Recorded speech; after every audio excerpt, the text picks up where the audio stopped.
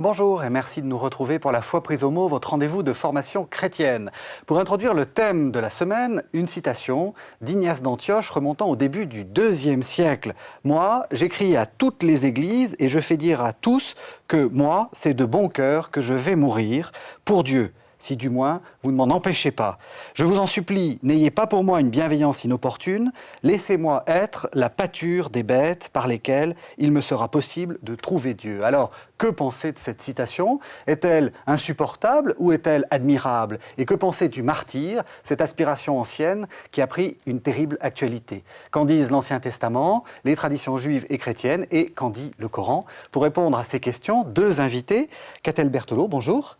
Bonjour. Vous êtes historienne des religions spécialisée dans le judaïsme ancien, vous êtes toute jeune directrice de recherche, c'est tout récent, au CNRS, et vous êtes également auteur de « Dieu, une enquête, judaïsme, christianisme, islam, ce qui les distingue et ce qui les rapproche ». C'est paru aux éditions Flammarion. Père Emmanuel Pisani, bonjour. Bonjour. Vous êtes dominicain, on peut s'en rendre compte. Vous êtes également spécialiste de l'islam. Vous êtes directeur de l'Institut de sciences et théologie des religions de l'Institut catholique de Paris. Et vous êtes le directeur des mélanges de l'Institut dominicain d'études orientales, le MIDEO. Et vous aussi, vous avez fait paraître un livre.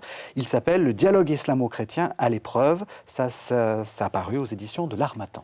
Alors, on va essayer de faire un peu d'histoire, de suivre un peu le fil des temps et aussi des religions. Est-ce que, Catel Berthelot, vous diriez que le martyr est une invention juive?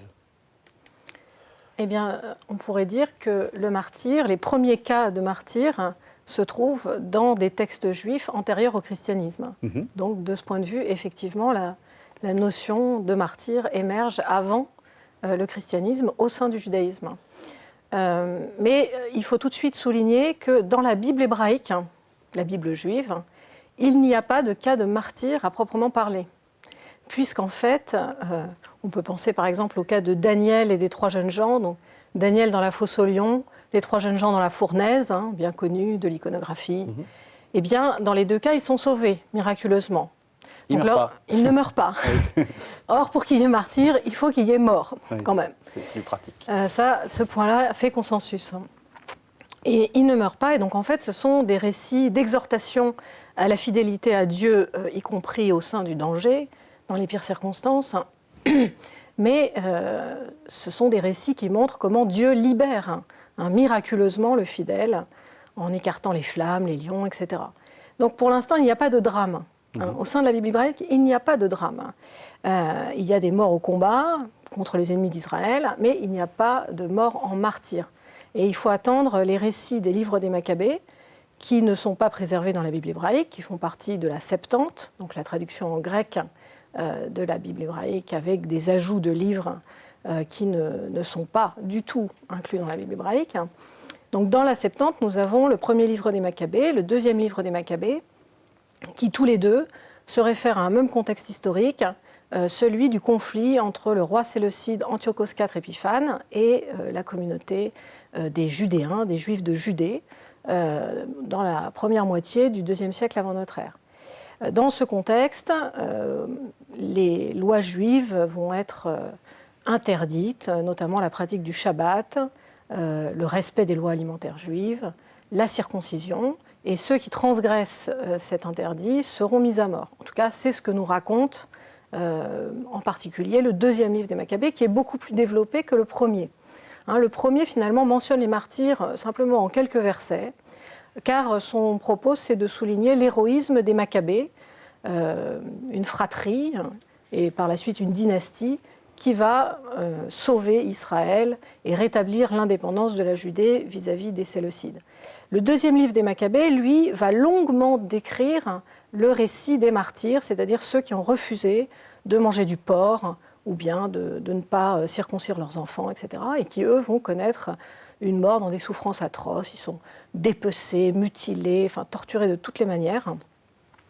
Et c'est aussi dans ce livre que l'on voit, de manière finalement assez cohérente, apparaître l'espérance de la résurrection. Les martyrs sont promis à la résurrection. Leurs corps défigurés, torturés, connaîtront une nouvelle vie, une résurrection. Le livre de Daniel fait également une très brève allusion à cet épisode historique, Mais il ne parle pas de martyrs à proprement parler. Il dit simplement que certains resteront fidèles à Dieu et qu'ils tomberont, qu'ils mourront, mais sans que soit précisé le fait d'avoir choisi la mort plutôt que la désobéissance au commandement divin. Donc voilà en gros les premiers témoignages, premier livre des Maccabées et surtout deuxième livre des Maccabées dans la Septante. Alors on est en partenariat avec la revue Le Monde de la Bible pour cette émission et dans l'article que vous avez écrit et ce que vous dites commence à montrer la distinction. Vous distinguez un martyr actif et un martyr passif, c'est-à-dire un martyr où on va chercher le martyr et un martyr d'une certaine façon où on le subit. Mourir pour Dieu ou mourir à cause de Dieu, on peut dire. Les exemples que vous donnez, c'est des exemples de persécution en réalité. C'est des gens qui meurent à cause de Dieu. Alors, j'ai essayé de distinguer deux cas de martyrs pour tenir compte aussi du contexte qui est le nôtre aujourd'hui, où finalement, par martyr, souvent on pense kamikaze. Et effectivement, je me suis posé la question, est-ce que dans la Bible, nous avons déjà des cas de ce martyr kamikaze qui n'est pas la même chose que le martyr subi de ceux qui vont être simplement pris en flagrant délit de manger cachère ou de respecter le Shabbat. Donc on a en fait très peu de cas de martyrs kamikazes, de martyrs violents ou de martyrs de combat dans la Bible, que ce soit la Bible hébraïque ou la Septante. On a un exemple dans le premier livre des Maccabées où un certain Éléazar, à un moment, se rue sous les pattes de l'éléphant qui est censé transporter le roi Antiochos afin de tuer le roi. Et il sait qu'il va y laisser sa peau. Il sait qu'il a très peu de chances de réchapper d'un attentat ou d'une attaque contre un éléphant. Et effectivement, il meurt écrasé par la bête. Donc là, on a un cas de figure où en fait, la personne donne sa vie en sacrifice. Le texte dit explicitement qu'il espérait sauver le peuple par cet acte. Donc c'est une personne qui sacrifie sa vie volontairement, mais dans un geste d'attaque, dans un geste de violence contre l'autre. Il s'agit, par cette mort, de mettre à mort l'ennemi. Et c'est là une grande différence avec les cas des martyrs des chapitres 6 et 7 du deuxième livre des Maccabées, où des jeunes gens, un vieillard, une femme, sont tués sans avoir eux-mêmes aucun geste agressif vis-à-vis de quiconque. Le martyr, en général, ne cherche même pas à se défendre. Voilà, donc c'est pour ça que j'ai essayé de distinguer ces deux cas, même si dans la tradition, c'est vrai qu'on a plutôt retenu comme sens de martyr le sens du martyr passif ou non violent, où la personne est simplement cet agneau conduit à la boucherie, dont parle par ailleurs le prophète Isaïe. C'est pour vous, Père Pisani, c'est ça le martyr, c'est subir pour Dieu un assaut. Quelle serait votre définition du martyr? Alors, d'abord, étymologiquement, dans l'idée de martyr, il y a l'idée de témoignage. Je témoigne et jusqu'au bout, dans cette dimension peut-être radicale qui est la perte de sa vie. Donc c'est un témoignage, en l'occurrence le martyr chrétien, il va témoigner de sa foi dans le Christ, il va témoigner de son amour pour le Christ et de la conviction que le Christ est la vérité. Et c'est cette prédication, ce témoignage qui peut être refusé et il va perdre la vie parce qu'on lui demande d'abjurer sa foi. Et dans ces conditions, voilà, il refuse d'abjurer sa foi et donc quitte à perdre la vie. Alors ensuite, peut-être il y a une autre problématique qui est de savoir est-ce qu'on peut désirer le martyr quand on est chrétien? Est-ce qu'on peut y aspirer? Est-ce qu'on peut se mettre dans des conditions qui vont conduire à se retrouver dans la situation où l'on va perdre sa vie? Et là, donc, c'est un peu notre problématique, celle du désir du martyr. On voit dans la tradition de l'Église qu'il y a de nombreux chrétiens qui aspirent à vivre le martyr. On les trouve déjà au début du christianisme. Et d'ailleurs, d'ailleurs sans problème. Parce qu'on peut voir chez certains une forme d'arrogance on a des témoignages de chrétiens qui vont insulter leurs persécuteurs pour attiser leur colère et conduire à la situation, ils vont perdre leur vie. On le trouve au Moyen-Âge, il y a une situation quand même étonnante au XIIIe siècle, avec des franciscains qui sont à Marrakech et qui vont insulter le prophète Mohammed, parce qu'ils veulent donc susciter la colère des musulmans, et pour se retrouver dans la situation où ils vont être conduits à être crucifiés ou à être égorgés. Mais vous voyez, ils ont suscité cela en fait, la colère de l'autre. Ils ont provoqué. On a encore au XIXe siècle aussi ce désir de martyr qui peut être exprimé par Sainte Thérèse de l'Enfant Jésus. Sainte Thérèse de Lisieux qui dit dans ce texte célèbre qu'elle désire être prêtre, qu'elle désire être docteur et qu'elle désire, elle le dit aussi, qu'elle désire être martyr. Donc on voit vraiment cette étendue de la vocation de cette jeune femme et elle conclut en disant « mais j'ai trouvé ma vocation, je serai tout cela à la fois dans la charité, dans l'amour ». Alors, je vous propose qu'on revienne au Maccabées.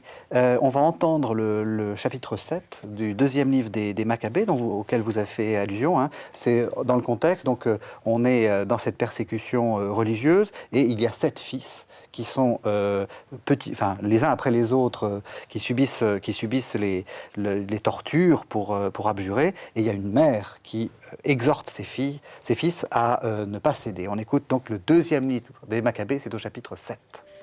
Éminemment admirable et digne d'une excellente renommée fut la mère, qui voyait mourir ses 7 fils en l'espace d'un seul jour et le supportait avec sérénité, parce qu'elle mettait son espérance dans le Seigneur. Elle exhortait chacun d'eux dans la langue de ses pères. Remplie de nobles sentiments et animée d'un mal courage, cette femme leur disait « Je ne sais comment vous êtes apparus dans mes entrailles. Ce n'est pas moi qui vous ai gratifié de l'esprit et de la vie. Et ce n'est pas moi qui ai organisé les éléments dont chacun de vous est composé. Aussi bien le Créateur du monde qui a formé l'homme à sa naissance et qui est à l'origine de toutes choses, vous rendra-t-il dans sa miséricorde et l'esprit et la vie, parce que vous vous sacrifiez maintenant vous-même pour l'amour de ses lois. » Antiochus se crut méprisé et soupçonna un outrage dans ses paroles. Le plus jeune était encore en vie, et non seulement il lui parlait pour l'exhorter, mais il lui donnait avec serment l'assurance de le rendre riche et très heureux s'il abandonnait la tradition de ses pères, d'en faire son ami et de lui confier de hauts emplois. Mais le jeune homme ne prêtant aucune attention à ses paroles, le roi fit approcher la mère et l'exhorta à donner à l'adolescent des conseils pour sauver sa vie. Lorsqu'il l'eut longuement exhorté, elle consentit à persuader son fils. Elle se pencha donc vers lui et, mystifiant le tyran cruel, elle dit dans la langue de ses pères: « Mon fils, aie pitié de moi qui t'ai porté dans mon sein 9 mois, qui t'ai allaité 3 ans, qui t'ai nourri et élevé jusqu'à l'âge où tu es, et qui est pourvu à ton entretien. Je te conjure, mon enfant, regarde le ciel et la terre, contemple tout ce qui est en eux et reconnais que Dieu les a créés de rien et que la race des hommes est faite de la même manière. Ne crains pas ce bourreau, mais, te montrant digne de tes frères, accepte la mort, afin que je te retrouve avec tes frères au temps de la miséricorde. »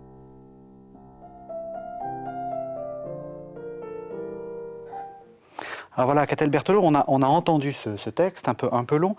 Moi j'ai une question, c'est est-ce que c'est quelque chose de nouveau? Est-ce qu'on a là quelque chose qui s'invente complètement, ou est-ce qu'il y a des sortes de parallèles ou des annonces de ce martyr? Pourquoi à ce moment-là? Qu'est-ce qui se passe là? Alors, bien sûr, on pourrait faire le lien avec déjà les prophètes de la Bible qui peuvent être persécutés quand tel ou tel roi d'Israël ou de Juda tombe dans l'idolâtrie et se détourne de l'alliance. Donc, finalement, la problématique reste la même. C'est toujours celle de la fidélité à l'alliance, de la fidélité au Dieu d'Israël, de la fidélité au commandement. Ce qui se cristallise au moment de ce qu'on appelle la révolte des Maccabées, c'est, je pense, un très lourd malentendu entre les autorités séleucides et la population de Judée. Il n'y avait pas de volonté du roi Antiochos IV d'imposer la religion grecque ou ce genre de choses. Les Grecs ne faisaient pas de prosélytisme religieux, donc ce n'est pas ce schéma-là. Mais néanmoins, d'après nos sources, il y a visiblement une interdiction de pratiquer un certain nombre de lois ancestrales des Juifs qui mettent l'individu face à un choix radical.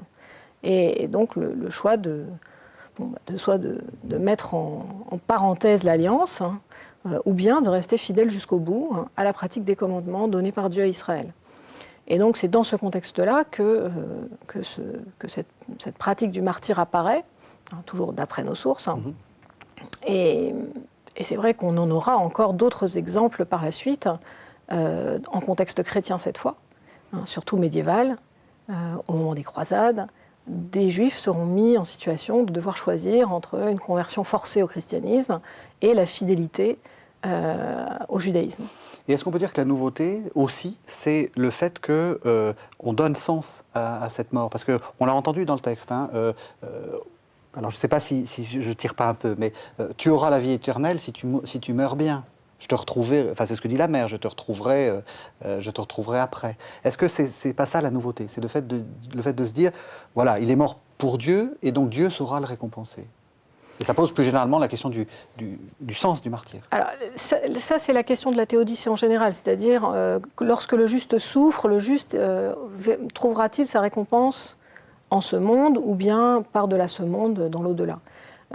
Comme là, il est clair qu'ils ne la retrouveront pas dans ce monde-ci, il faut bien que, d'une certaine manière, cette espérance de justice se transporte vers l'au-delà, l'après la mort. Ce qui est nouveau vraiment, c'est que cela prenne la forme de la résurrection, parce qu'on aurait pu simplement affirmer l'immortalité de l'âme. Donc là, il y a une vraie profonde originalité sur laquelle on pourrait gloser longuement. Est-ce que c'est lié au contexte grec? Est-ce que c'est lié justement à un contre-modèle par rapport à l'idée grecque de l'immortalité de l'âme? Bon, je laisse ces questions ouvertes.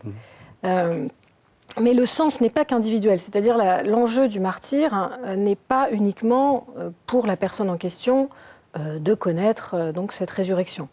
L'enjeu est aussi de ne pas faiblir face au reste du peuple, pour montrer, et c'est dans le texte de Maccabée, on y insiste à plusieurs moments, il s'agit de montrer l'exemple, il s'agit de donner un exemple de courage dans la fidélité au commandement pour le reste du peuple. Et donc c'est aussi un salut collectif dont il est question, et le deuxième livre des Maccabées dit de manière très claire à la fin que grâce à la mort en martyr de ces 7 jeunes gens et de leur mère, la colère de Dieu se détourna d'Israël. Donc il y a bien une dimension expiatoire du martyr, même si on peut aujourd'hui être très mal à l'aise avec ça. Dans le texte, c'est assez clair. La colère de Dieu se détourne d'Israël grâce à ces morts en martyr. Et par contre, il faut quand même aussi souligner le fait que dans l'histoire du judaïsme, et en particulier avec le judaïsme rabbinique, donc à partir de la fin du 1er siècle de notre ère, disons, le choix des rabbins, compte tenu de l'échec des différentes révoltes contre Rome, qui amenèrent aussi un lot de martyrs et tout simplement de morts, eh bien, le choix des rabbins sera d'encourager à vivre pour la loi plutôt que mourir pour la loi. Il n'y aura pas de culte ou de valorisation de la mort pour la loi.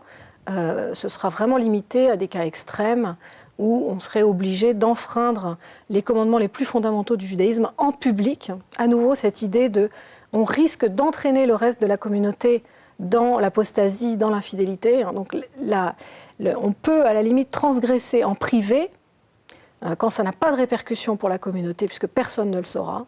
Et ce n'est pas du tout une question d'hypocrisie, c'est juste une question du souci des autres. C'est-à-dire du fait qu'on n'est pas seul en cause dans ce face-à-face, dans ce choix radical entre fidélité et transgression, mais il y a avec soi toute la communauté derrière. Et donc si on fait courir un risque aux autres, eh bien alors là, à ce moment-là, il vaut mieux choisir la mort.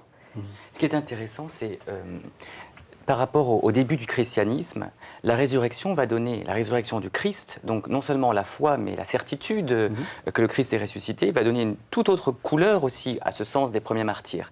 C'est-à-dire que la mort, en fait, n'est pas le dernier mot de l'histoire, mais il y a une foi profonde que ces hommes qui, fidèles au Christ, meurent, ressusciteront.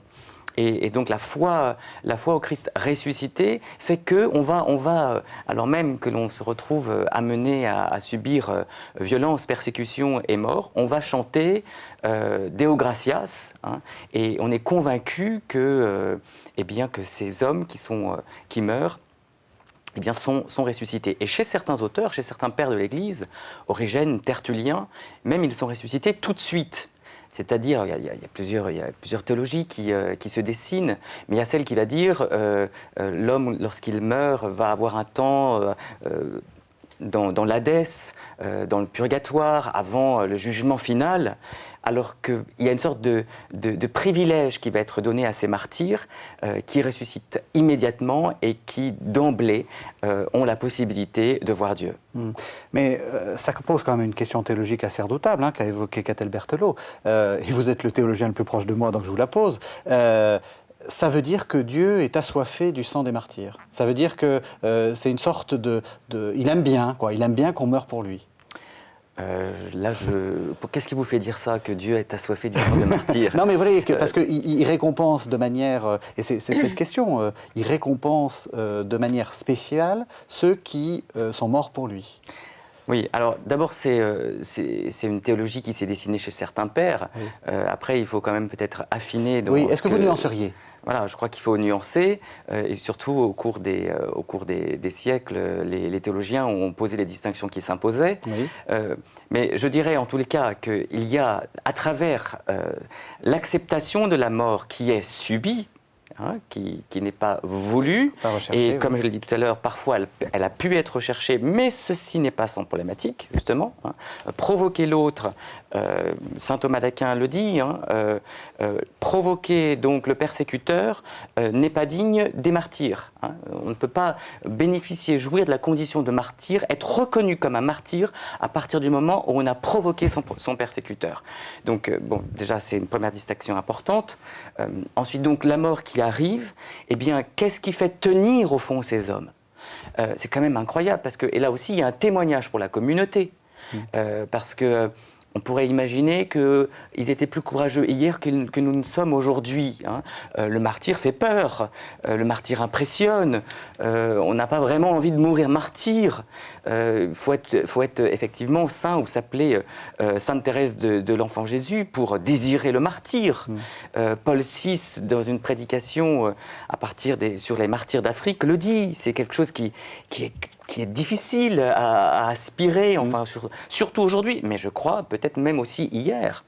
Mais il y a un témoignage d'une foi qui est exprimé et que Dieu, cette confiance est effectivement récompensée, mais immédiatement. Hein, mais en tous les cas, plus important, je crois, c'est que qu'est-ce qui fait que ces hommes, ces femmes acceptent avec paix, avec sérénité, et même parfois en chantant le martyr auquel ils vont subir. Eh bien, il y a aussi cette conviction que c'est une grâce, et que c'est une grâce qui est donnée par Dieu. Et c'est l'Esprit Saint qui travaille dans le cœur de ces hommes, et qui les font tenir, qui les font maintenir dans une force, dans un courage, et dans une certaine hauteur. Et c'est aussi cette action de grâce qui est rendue. Vous citiez au tout début de votre émission Ignace d'Antioche. Ignace d'Antioche. Il dit qu'il est Eucharistie. Il vit ce martyr comme une manière de devenir Eucharistie.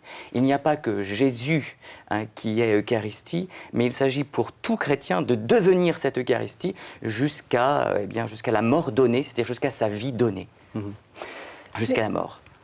Mais on a souvent reproché, en particulier au christianisme, un côté morbide justement dans le culte des martyrs, ou cette valorisation de la mort à la suite du Christ, ou cette idée paulinienne, je crois, de compléter ce qui manque aux souffrances du Christ dans sa propre chair. Et ce qui me paraît important, c'est de voir, c'est que, comme vous le disiez, il ne s'agit pas de rechercher activement le martyr, ça doit être une mort subie, malgré soi. Et ce qui me paraît fondamental, c'est cette idée qui est difficile pour nos contemporains, parce qu'aujourd'hui nous sommes dans une ère de relativisme.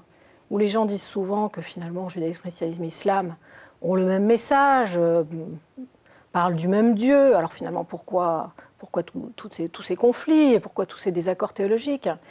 Et la conviction de ces juifs, de ces chrétiens de l'Antiquité, c'est qu'ils ont une vérité ou une fidélité, l'un ou l'autre, l'un et l'autre, fidélité à une alliance, fidélité à un Dieu, fidélité à une vérité qui sera pour les chrétiens la personne même de Jésus-Christ, à maintenir jusqu'au bout. Et donc l'idée que non, tout ne se vaut pas, et que dans la vie, même si le Dieu d'Israël ou le Dieu de Jésus-Christ est un Dieu de vie, qui veut la vie, et même la vie en abondance, pour ceux qui le suivent, eh bien, il y a des choses qui valent la peine de sacrifier sa vie. Il y a des choses qui ne sont pas, par rapport auxquelles la vie n'est pas un absolu. Mais finalement, on a pu le voir aussi dans d'autres situations. Pendant la Deuxième Guerre mondiale, un certain nombre de gens non-croyants ont eu le courage de ne pas considérer leur vie comme plus importante que la liberté, la fraternité, la justice, etc. Et ont donné leur vie pour que les gens puissent retrouver la liberté et tout ce qui va avec. Donc simplement, je crois que c'est cette conviction chez certains hommes, chez certaines femmes, que oui, il vaut mieux parfois mourir que de trahir certains idéaux, vérité, fidélité à Dieu, etc. Question naïve, enfin pas si naïve parce qu'elle est aussi posée dans le numéro du Monde de la Bible. Est-ce que Jésus est martyr? Est-ce qu'il est mort martyr? Alors, est-ce que Jésus est martyr? Écoutez, encore une fois, tout dépend peut-être de la définition qu'on va donner du martyr. À l'instant, on vient de dire que le martyr, c'est aussi donner sa vie pour des valeurs qui nous sont chères. Alors, on parlait de la liberté, de la vérité. Jésus dit « Ma vie, nul ne la prend, mais c'est moi qui la donne ». Donc on a ici un innocent qui est effectivement crucifié, mais qui donne sa vie en fait. Et je crois qu'il y a quelque chose dans le martyr, il y a quelque chose d'extrêmement important. C'est pas seulement le militant parce qu'il a une conviction confessante et qui pourrait parfois peut avoir des dérives, des excès, une forme de fanatisme, j'en ai donné quelques exemples, mais c'est aussi le don de soi-même, et qui va effectivement peut-être, qui peut aller jusqu'à la mort. Mais c'est un don qui est voulu. J'accepte la possibilité de mourir. Et Jésus, donc, que ta volonté, Seigneur, soit faite. Il accepte, il s'en remet à son Père. Et je pense que dans cet abandon, parce que dans l'idée de martyr, il y a aussi « je m'abandonne ». Je crois que dans cet abandon, Jésus apparaît comme une figure de martyr. Donc je pense que on peut reconnaître effectivement Jésus comme martyr, en ce sens. Même question, Catel Berthelot. Est-ce que ça va dans vos définitions? Moi, je pense que si on revient à l'étymologie, le martyr, c'est un témoin. On peut considérer Jésus comme un martyr. Parce qu'en fait, sa mort découle du fait qu'il est allé jusqu'au bout du témoignage rendu à son Père. Il est venu dans le monde pour témoigner de l'amour du Père, et il est allé jusqu'au bout. Il est resté fidèle à ce qu'il voyait comme sa mission, sa vocation, et ce qu'il avait à faire ici-bas. Donc, dans ce sens-là, oui, il est martyr. Dans ce que vous dites, il y a aussi, on l'a déjà dit, mais une dimension sociale. Est-ce que le martyr a besoin d'être construit? Et je pense à des questions de culte. Est-ce que c'est aussi, c'est pas quelquefois une bonne affaire, un martyr, parce que ça permet de faire l'unité autour d'une personne, ça permet d'avoir une sorte de figure de référence, etc. Mais là, on parle déjà d'une phase seconde, c'est-à-dire d'une phase entre guillemets, de récupération positive ou négative, de quelque chose qui reste normalement une démarche individuelle. Un martyr, c'est toujours un individu. Bien sûr, il peut y avoir un groupe de personnes assassinées en même temps, mais il s'agit bien d'individus. Et donc, si l'institution ensuite s'en empare pour établir un culte, un lieu de mémoire, ça, c'est dans un deuxième temps, je dirais. Ce n'est pas intrinsèquement lié au fait de donner sa vie pour ses convictions, pour une cause, pour une foi. Même question, et je m'adresse aux dominicains. Dans votre ordre, très souvent, il y a quelques grands martyrs qu'on met, celui qui a une épée sur la tête, là, je ne sais plus comment il s'appelle. Vous voyez à quoi je fais allusion dans l'art italien, quand il y a Saint-Dominique et puis tout un tas de martyrs. Est-ce que c'est aussi une bonne affaire d'avoir des martyrs? D'avoir des martyrs, je pense que... Qu'est-ce qui nous dit le martyr? Je crois que il est un témoin de cette fidélité. Il est un témoin de cette fidélité à son Seigneur. Il est un témoin, encore une fois, de l'action de Dieu dans sa vie. Et que donc la fidélité jusqu'au bout, elle est possible. Bon, on en a un bel exemple avec Jésus, hein, il va jusqu'au bout de cet amour pour son Père et pour les hommes. Mais on pourrait dire, oui, mais Jésus est Dieu. Hein. Et on voit aussi des hommes qui ne sont comme, et qui ont et qui vivent aussi cette fidélité jusqu'au bout. Et donc, dans les ordres religieux, je pense avoir des martyrs, ça fait partie donc effectivement des gens de la famille, donc qui nous sont proches, et c'est un signe de cette fidélité de l'œuvre de Dieu dans la vie de mon frère, donc elle est possible aussi dans ma vie. Alors on a parlé du martyr en christianisme, on a parlé aussi du martyr dans le judaïsme, en disant que c'est plutôt une idée avec laquelle, enfin je parle du judaïsme actuel, hein, c'est une idée avec laquelle on prend quelques distances. Maintenant on va parler de la question de l'islam. Alors je vous propose qu'on entende une sourate, un extrait d'une sourate, c'est la sourate 9, celle du repentir, c'est le verset 111, donc c'est dans le Coran. Allah a acheté aux croyants leurs personnes et leurs biens contre don à eux du jardin. Ils combattent sur le chemin d'Allah. Ils tuent et sont tués. Promesse solennelle, devoir pour Allah qui se trouve dans la Torah, l'Évangile et la prédication. Or, qui donc mieux qu'Allah tient bien son pacte? Réjouissez-vous de l'allégeance que vous avez conclue avec lui. C'est là le succès immense. Voilà, alors donc on a entendu un extrait de cette sourate qui s'appelle le repentir, la sourate 9. Comment est-ce qu'il faut lire ce texte, et est-ce que c'est un texte qui a une résonance martyriale, enfin qui pousse au martyr? Pour être très franc, je suis allé regarder sur des sites qui me semblaient plutôt islamistes, enfin bon, et elle est citée tout le temps. Oui, mais pourquoi avoir choisi ce verset alors même que le mot martyr n'apparaît pas? On le trouve dans le Coran à plusieurs reprises. Shahid, shuhada au pluriel, on le trouve 55 fois dans le Coran. On ne le trouve pas dans ce verset. Pourquoi vous l'avez choisi? Je ne sais pas, c'est cette idée qu'on la retrouve assez souvent, et puis cette idée, l'idée que c'est aussi quelque chose qui est en lien avec judaïsme et christianisme, hein, on parle de la Torah, donc voilà, qu'il y a une sorte de présentation d'une continuité dans cette idée du martyr, y compris dans l'islam. En tous les cas, le choix de ce verset, donc, qui parle du djihad, en lien avec la question du martyr, évidemment, a des incidences très nettes dans la compréhension de qu'est-ce qu'un martyr en islam. Ouais. Et c'est quand même intéressant de relever que shahid, donc la racine shahada, qui signifie témoigner, dans le Coran, elle n'est pas associée immédiatement, dans un même verset, avec cette idée d'aller tuer l'autre ou de se laisser tuer, ou avec le djihad. Alors on peut faire évidemment des liens, c'est vrai que les commentateurs le feront, mais a priori elle n'y s'y trouve pas. Le martyr en islam, c'est d'abord un témoin. Il atteste de son Dieu.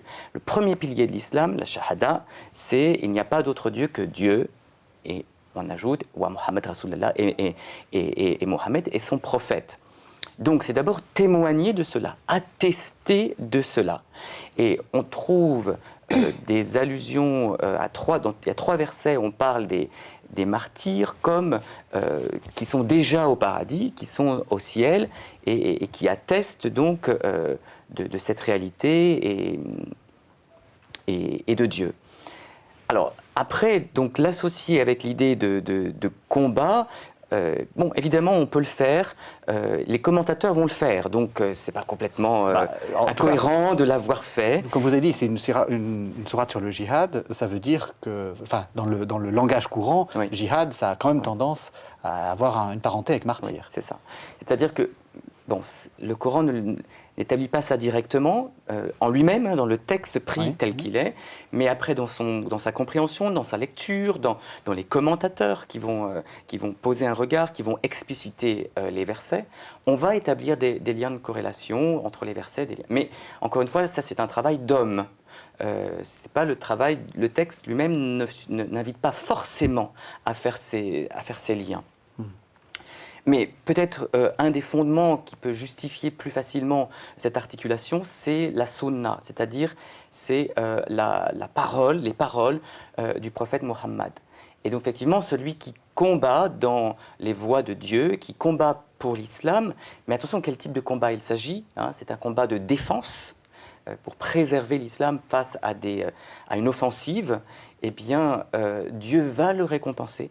Et il ira, lui aussi, au moment de mourir, directement au paradis. Ce qui est très intéressant, c'est que du coup, il va y avoir un rapport différent par rapport au corps des martyrs. C'est-à-dire, à partir du moment où les martyrs, enfin, un homme qui combat sur le chemin de Dieu meurt, eh bien, il ressuscite immédiatement, d'ailleurs, et donc, du coup, il est un vivant. Et on ne va pas procéder à tout le rituel des défunts, prier avec la prière des défunts, parce que, précisément, il est déjà considéré comme un vivant, et il est déjà considéré dans le Dar as-Salam, c'est-à-dire comme faisant partie du paradis. C'est quoi ce fameux chemin de Dieu? Donc en arabe, c'est Sabil Allah. Oui. Alors, le Sabil Allah, c'est ce chemin qui est donné par Dieu, qui est une lumière, et qui assure à l'homme une bonne conduite, de suivre le bien, d'éviter le mal, et qui le conduit dans le chemin du paradis. Le problème de l'homme, c'est que le risque de l'homme, c'est qu'il risque de s'égarer, de dévier de ce chemin, et donc de tomber dans le contraire du paradis. C'est donc l'enfer, dans ce An-Nar, c'est ce feu solaire, ce feu éternel qui accueille les égarés. Et donc toute la miséricorde divine, en fait, c'est de donner à l'homme une loi, charia, une loi qui va l'aider à garder le juste chemin, en faisant le bien et en évitant le mal. Et s'écarter de la loi, donc on voit que tout est associé, s'écarter de la loi, eh bien, c'est faire partie donc, des égarés. Alors, question un peu provocatrice, c'est vrai que dans la conscience contemporaine, enfin, les gens de la rue, lorsque je réfléchis à cette question de martyr, j'associe jihad avec action violente et avec récompense au paradis, avec des houris, avec des femmes à plus savoir qu'en faire, ce qui est visiblement un rêve d'homme. D'où ça me vient, cette idée-là? Est-ce que c'est dans le texte? Est-ce que ça ne l'est pas? Est-ce que c'est dans la tradition? Est-ce que ça ne l'est pas? Comment est-ce qu'on est arrivé à cette idée-là? Oui, il y a l'idée de récompense qui est dans le texte, qui est dans le Coran, qui est dans la tradition. Bon, après, qui sont les houris, Donc, la tradition musulmane elle-même dit que ce sont des vierges qui restent perpétuellement vierges. Le texte coranique, laisse plus une certaine perplexité dans la compréhension de ce terme. Et il y a des chercheurs musulmans ou non, mais qui avancent d'autres hypothèses dans la compréhension de ce terme au niveau de l'arabe classique, par rapport à différentes strates d'interprétation qui ont pu être posées par la suite. Et il y a l'idée de récompense. Il y a l'idée surtout aussi donc peut-être que c'est un facteur de motivation pour la communauté musulmane d'aller dans les chemins donc, pour protéger l'islam. Cela peut être motivant. Mais en tous les cas, la grande question qui se pose aujourd'hui par rapport à une problématique contemporaine, on en faisait allusion au tout début de cette émission, c'est la question des kamikazes, c'est-à-dire de ces hommes qui vont perdre la vie, qui sont des bombes vivantes pour semer le trouble dans ce qui est compris, perçu comme étant l'ennemi, et à qui on dit qu'ils iront directement au paradis. Alors, ça c'est une thématique assez nouvelle en fait. et qui a déjà été discuté au Moyen-Âge, dans la tradition musulmane, mais justement très débattu. Hein. Est-ce qu'il est permis, la question est aussi celle-ci, est-ce qu'il est permis, même si c'est pour semer le trouble chez l'ennemi, de perdre sa vie volontairement? Est-ce que cela n'est pas comparé, ne peut pas être comparé à une forme de suicide? Or, en islam, la vie est quelque chose d'extrêmement précieux et il est interdit, et le Coran le dit de manière très claire, il est interdit d'attenter à sa vie, hein, à son âme, à nafs. Et aujourd'hui, on a en fait des positions, on voit qu'il y a un débat théologique sur cette question, avec des cheikhs très réputés, très connus, qui prennent... Des cheikhs, c'est des personnages importants de la communauté musulmane. Tout à fait. Et comme je pense par exemple à Nasiruddin al-Albani, et qui disent que ceci est prohibé, hein, que la vie est où il faudrait de telles conditions pour pouvoir justifier effectivement que ça va être un mieux et un bien pour l'islam, mais ces conditions n'étant pas réunies, eh bien ces actions, amaliyat istishhadiyya, c'est-à-dire ces œuvres où on abandonne sa vie de suicide, eh bien, ne sont pas permises. Elles sont un crime contre l'islam. Et donc, est-ce que vous diriez que c'est une notion qui a été instrumentalisée pour des raisons politiques? Alors, politique ou religieuse, enfin, c'est... Ou de politique religieuse. En tout cas, probablement pour des raisons idéologiques. Hein. Je pense qu'il y a derrière une idéologie. On aperçoit une certaine légitimité avec le Hezbollah à partir des années 75, où l'on trouve ces actions qui sont considérées comme légitimes dans la mesure où elles troublent l'ennemi et elles montrent justement finalement la force de la communauté, jusqu'où elle peut aller.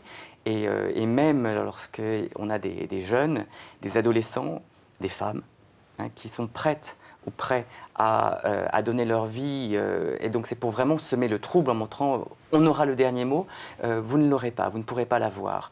Alors évidemment c'est aussi une manière de montrer la force d'une communauté qui peut-être est justement dans une situation de fragilité et de faiblesse. Alors vous avez parlé du Hezbollah, donc c'est les chiites de Liban, un peu Syrie, et puis un des ennemis d'Israël.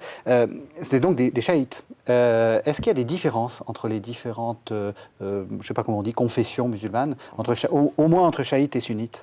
Oui, le rapport au martyr est différent. Le martyr compris justement comme celui qui perd sa vie de manière violente dans le combat sur le chemin de Dieu. Le rapport est différent entre les sunnites et les chiites. On peut dire qu'il y a il est plus exalté chez les chiites que chez les sunnites, mais surtout parce que l'histoire de la naissance du chiisme avec Al-Hussein est différente. Donc Al-Hussein, le fils de Ali, qui est considéré donc comme un grand imam. Donc Ali est le gendre du prophète. Exactement, qui va donner naissance à ce courant chiite. Eh bien donc va perdre la vie par une communauté qui va finalement l'abandonner. Et il y a l'idée dans le chiisme, et là vous voyez, il y a tout un développement théologique, c'est qu'effectivement il est considéré comme un martyr, mais que son sang est rédempteur.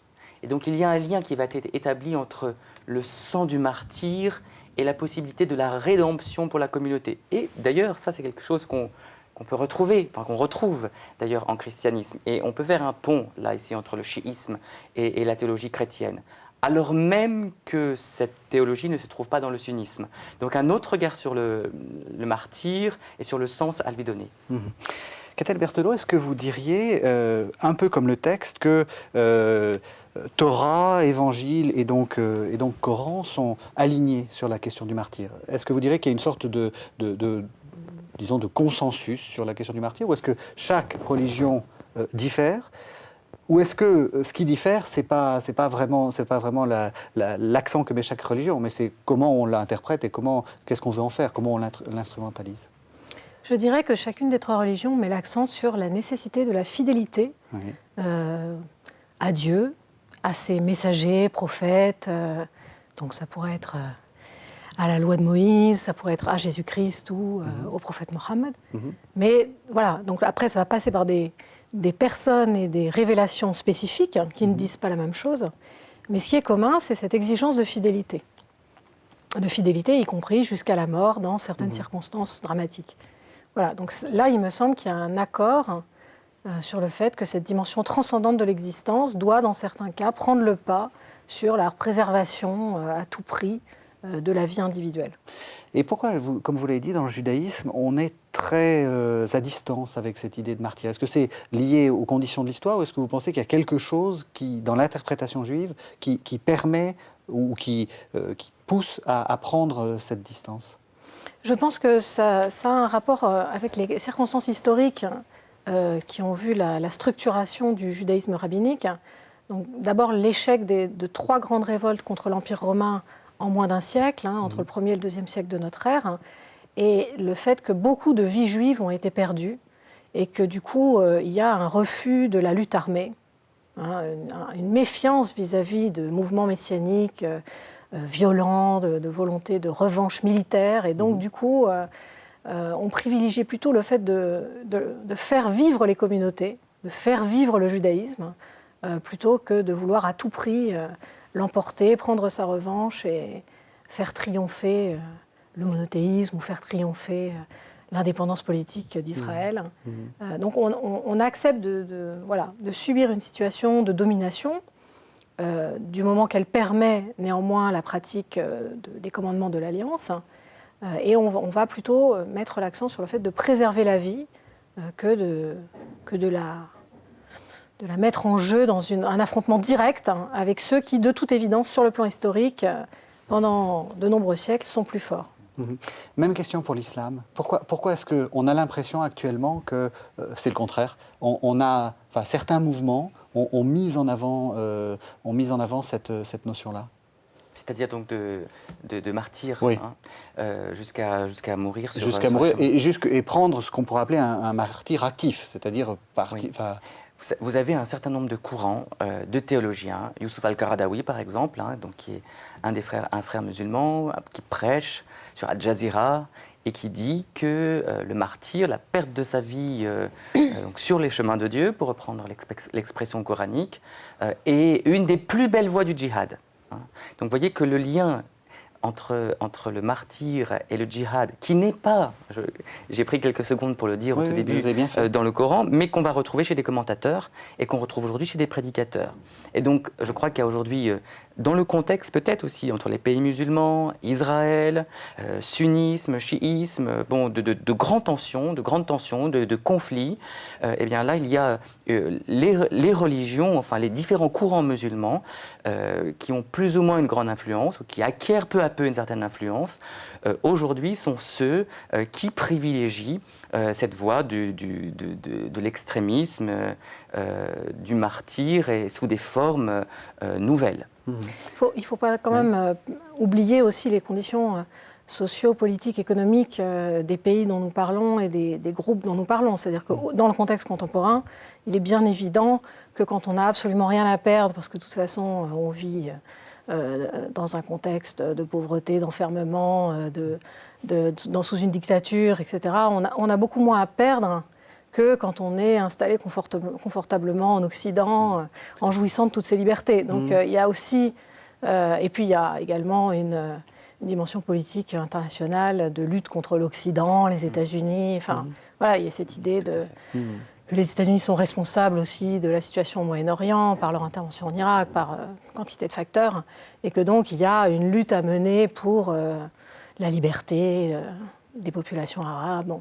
Il y a tous ces facteurs qui jouent, et on ne peut pas réduire cette question du martyr et du djihad aujourd'hui en islam uniquement à une question religieuse, à des aspects purement, disons, mystiques ou spirituels, il me semble. Mais... Dernière question, on a fait judaïsme, on a fait islam. Christianisme, c'est quoi pour vous la position actuelle sur le martyr?